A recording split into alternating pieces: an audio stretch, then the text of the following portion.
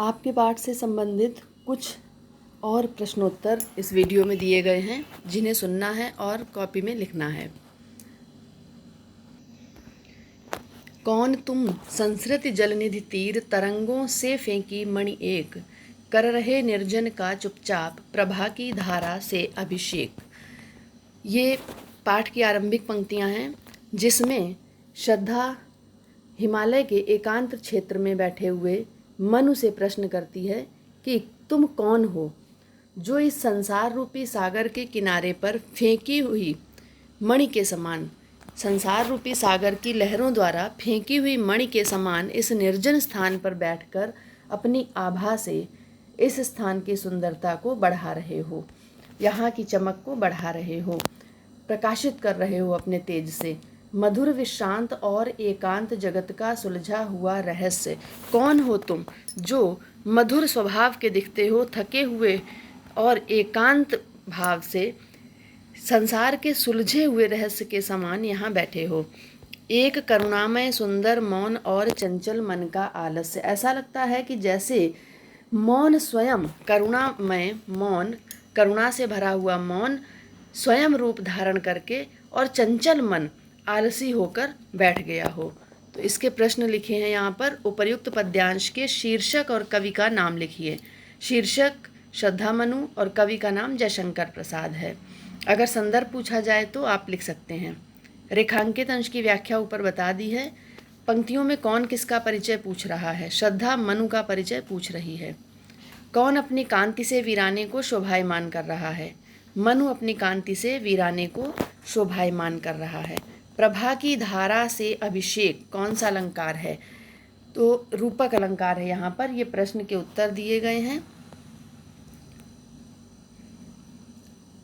इस पद्यांश में श्रद्धा मनु से उनका परिचय पूछ रही है। संसार रूपी सागर के तट पर लहरों द्वारा फेंकी गई किसी मणि के समान कौन हो तुम, चुपचाप बैठे अपनी शोभा की किरणों से इस निर्जन प्रदेश को स्नान करा रहे हो। अर्थात जिस प्रकार लहरें समुद्र के तल से किसी मणि को उठाकर पटक देती हैं, उसी प्रकार सांसारिक आघातों से ठुकराए हुए हे भव्य पुरुष तुम कौन हो। तो ये सारे प्रश्नों के उत्तर हैं। अगला पद्यांश। समर्पण लो सेवा का सार, सजल संस्कृति का यह पतवार, आज से यह जीवन उत्सर्ग इसी पदतल में विगत विकार।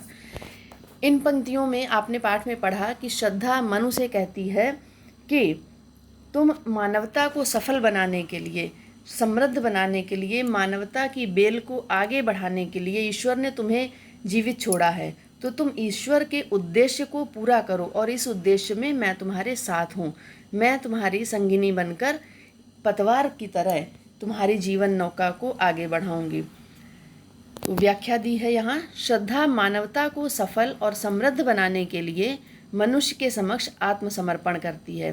कहती है कि मेरा समर्पण संसार सागर में जो तुम्हारी नौका, ये तुम्हारा जो जीवन है, जो बिना उद्देश्य के इधर उधर भटक रहा है, उस जीवन नौका को, जीवन रूपी नौका रूपक अलंकार है, पतवार के समान सिद्ध होगा। अर्थात तुम्हारे जीवन को मेरा आत्मसमर्पण एक नई दिशा देगा। आज से तुम्हारे चरणों में बिना किसी स्वार्थ भावना के मैं अपने जीवन को न्यौछावर करती हूँ। अगला प्रश्न था, श्रद्धा किसकी जीवन संगिनी बनकर रहना चाहती है। तो श्रद्धा मनु की जीवन संगिनी बनकर रहना चाहती है। किसका समर्पण मनु की जीवन नौका के लिए पतवार के समान है। श्रद्धा का समर्पण मनु की जीवन नौका के लिए पतवार के समान है। सजल संस्कृति का यह पतवार कौन सा अलंकार है। सजल संस्कृति में अनुप्रास है और संसार रूपी सागर, रूपक भी यहाँ लिख लीजिए, अनुप्रास और रूपक, रूपक अलंकार भी है।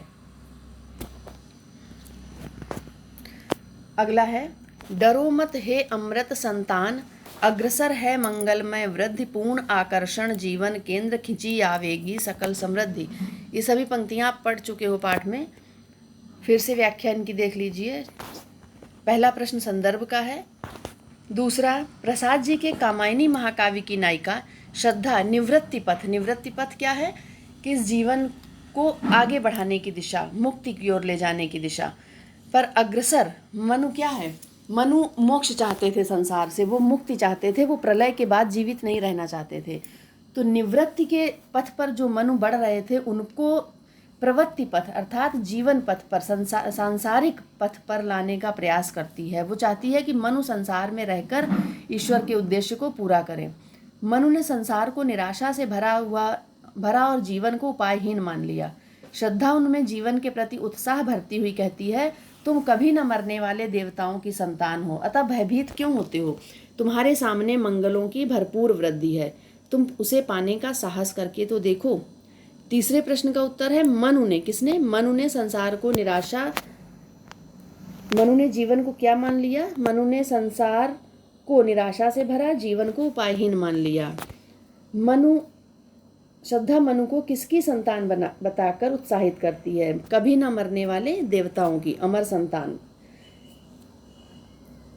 कब सकल समृद्धि खिंची चली आएगी? जब भय समाप्त हो जाएगा, मन के अंदर जीने का उत्साह पैदा हो जाएगा, तब सब सकल समृद्धि खिंची चली आएगी। ये प्रश्नों के उत्तर थे, इन्हें आप लिख लीजिए।